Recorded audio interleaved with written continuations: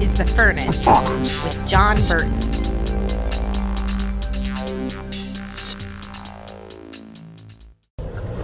All right, we really need to kind of dive into this. We're going to talk about compromised Christianity, the compromised church, even how that would relate to the issue with false grace just a little bit.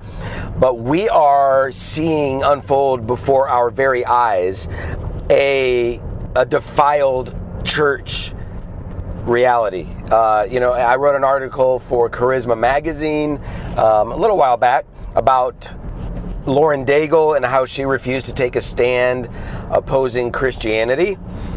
We are seeing others also who are refusing to take a stand or are actually coming out and affirming homosexuality. And, with Lauren Daigle, I just saw something where one of her songs hit #1 Christian and secular charts.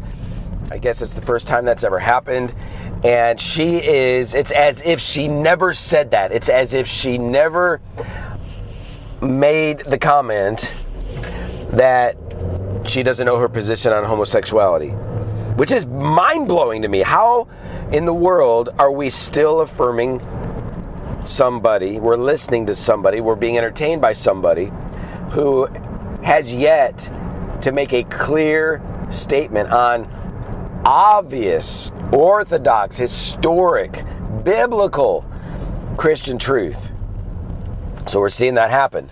I don't know the status of certain other people that are out there, in terms of where they've landed, because I just haven't heard enough. But there's other well-known people who, as far as I know, they have done the same thing. They have refused to make a clear statement about opposing the sin of homosexuality.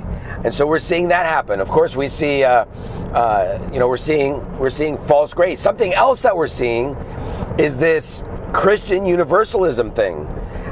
And that's rampant. You might not think it is, but there are a lot of people out there who don't believe in hell. I did a podcast yesterday on this. You can listen to that. But there's a lot of people out there, they don't believe in hell, or they believe that hell is redemptive. And what this podcast is about is the fact that the mainline, the legit Christian church, I guess it's legit, is actually either affirming these people or refusing to take a stand regarding their positions. So we have churches that are playing Lauren Daigle's music. We have Christian radio stations that are playing her music, which just blows my mind. We have churches that are similarly, they're allowing professing homosexuals to remain in the church. Homosexual Christians, you understand? There's a difference between a sinner who comes into the church and a professing Christian who is sinning in the church.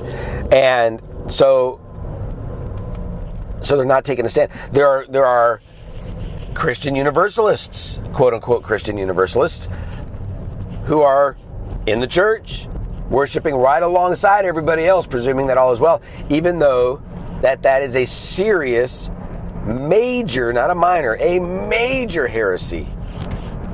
Unbelievably serious. And the church isn't taking a stand. And I think a lot of the reason is the church, by and large, has refused to take a stand regarding church discipline in almost any case.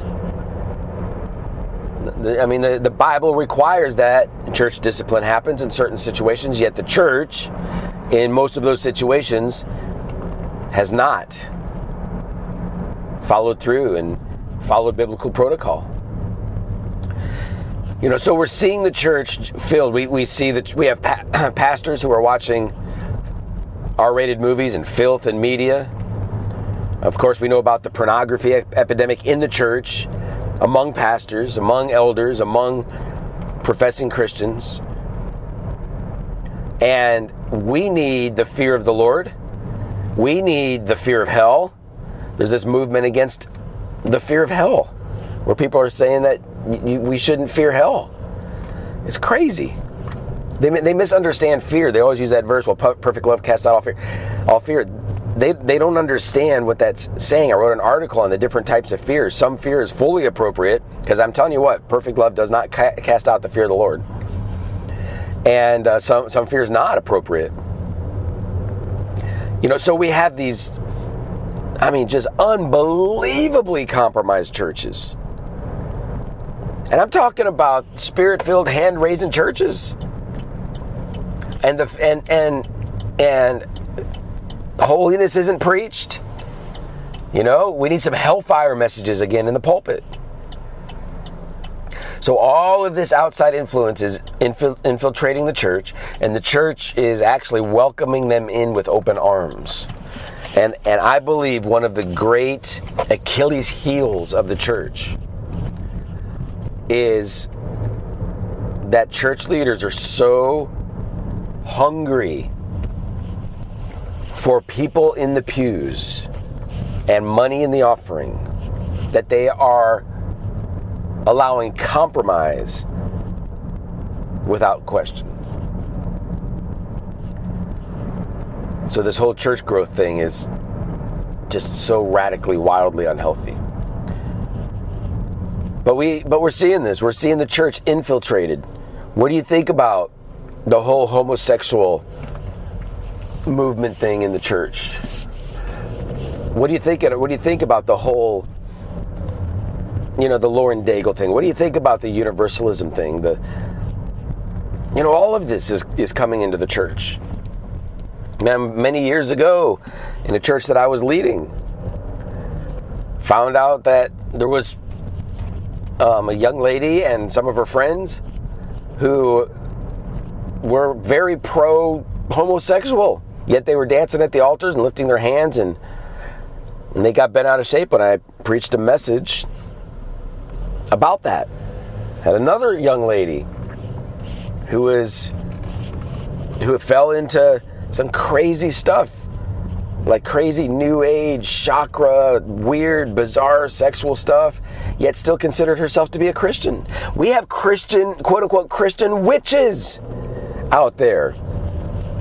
Y'all think this is crazy, but pastors are opening their arms wide and allowing these people and this stuff in the church. And so this is a big deal. It's not a small issue. So I'd love to hear what you have to think about this.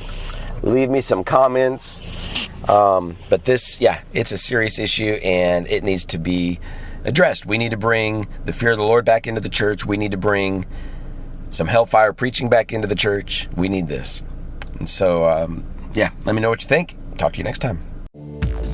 Thank you for listening to The Furnace with John Burton. You can access media, read articles, and partner with the ministry online at burton.tv. And by all means, share this podcast with those who are hungry for revival, reformation, and revolution.